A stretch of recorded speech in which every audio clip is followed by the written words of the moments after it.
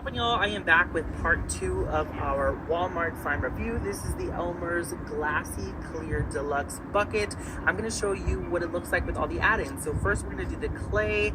I was impressed with the clay, however, I didn't like the way it mixed with the slime. I feel like it had a bad reaction, it just got really hard, so 3 out of 10.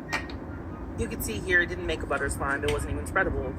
Next are the glow-in-the-dark star confetti. I love this a lot. It actually really did glow in the dark. It doesn't change the texture any, but it actually makes it look cute. So I would say 7 out of 10.